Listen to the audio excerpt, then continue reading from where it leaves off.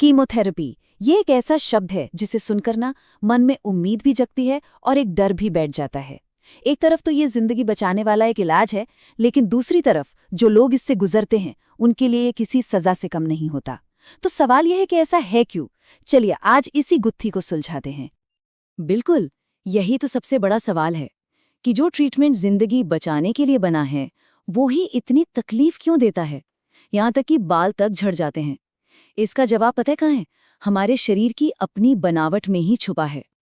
तो सबसे पहले ये समझते हैं कि कीमोथेरेपी आखिर है क्या। देखिए, ये कैंसर का एक ऐसा इलाज है जिसमें बहुत ही पावरफुल केमिकल दवाइयों का इस्तेमाल होता है, और इन दवाइयों का मकसद सिर्फ एक है, शरीर में जो भी सेल्स बहुत तेजी से बढ़ रहे हैं उन्हें ढूंढकर खत्म कर देना। और शायद इसीलिए इसे मीठा जहर कहना बिल्कुल सही बैठता है। मतलब एक ऐसा जहर जो दुश्मन को तो मारता है, लेकिन इस लड़ाई में अपने भी घायल हो जाते हैं। कीमो काम कैसे करता है इसको समझने के लिए ना एक बड़ी सिंपल सी कहानी की मदद लेते हैं। सोचिए एक गांव है, तो मिशन ये है कि इस गांव में एक बहुत खतरनाक दुश्मन छिपा हुआ है और उसे खत्म करना है। अब अच्छी बात यह है कि दुश्मन बहुत कमजोर है, इतना कि एक लाठी का वार भी नहीं झेल सकता। पर प्रॉब्लम यह है कि वो आम गांव वालों के बीच ही कहीं छिपा है। उसे पहचाने कैसे? तो एक ही तरीका बचता है, गांव के हर एक इंसान को एक एक लाठी मारो, और नतीजा वो कमजोर दुश्मन तो मर जाएगा और पूरा गांव भी बच जाएगा। अब सवाल ये उठता है कि भाई इस कहानी का कीमोथेरेपी से क्या लेना देना है? असल में यही पूरी कहानी हमारे शरीर के अंदर चल रही होती है। चलिए अब इस कहानी को अपने शरीर पर लागू करते हैं। वो जो गांव था वो असल में हमारा शरीर है। गांव के लोग वो है हमारे शरीर के करोड़ों सेल्स, और वो छुपा हुआ दुश्मन वो है कैंसर के सेल्स। और हाँ, वो लाठी वही तो है कीमोथेरेपी। तो कीमोथेरेपी का सिद्धांत ना बड़ा सीधा सादा है। उससे बस एक ऑर्डर मिलता है, शरीर के हर एक सेल पर हमला करो। वो ये नहीं पहचान पाती कि कौन दोस्त है और कौन दुश्मन, इसलिए वो सबको एक ही लाठी से हांक देती है। और इसी कह सकते हैं कि अंधाधुंध हमले में हमारे बेचारे अच्छे और हेल्दी सेल्स भी चपेट में आ जाते हैं।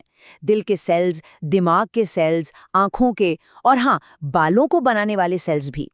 शरीर का कोई ऐसा कोना नहीं है जो इस हमले से बच पाता हो।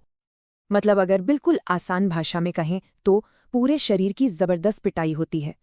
और मरीज जो इतनी कमजोरी और दर्द महसूस करते हैं उसकी वजह यही है। अच्छा, तो फिर बाल ही क्यों झड़ते हैं? ये सवाल अक्सर सबके दिमाग में आता है। तो इसका जवाब भी हमारी उसी गांव वाली कहानी में है। याद है गांव में लाठी मारने वाली बात? तो बस ये समझ लीजिए कि बाल हमारे शरीर के सबसे कमजोर गांव वाले हैं। हमारे बालों को जो सेल्स बनाते हैं ना, वो कुदरती तौर पर बहुत नाजुक होते हैं। तो कीमोथेरेपी की वो लाठी जब उन पर पड़ती है तो वो पहला वार भी नहीं झेल पाते और खत्म हो जाते हैं। इसीलिए बाल जड़ से ही निकल जाते हैं। इसे ऐसे समझिए, ये शेविंग करने जैसा बिल्कुल नहीं है।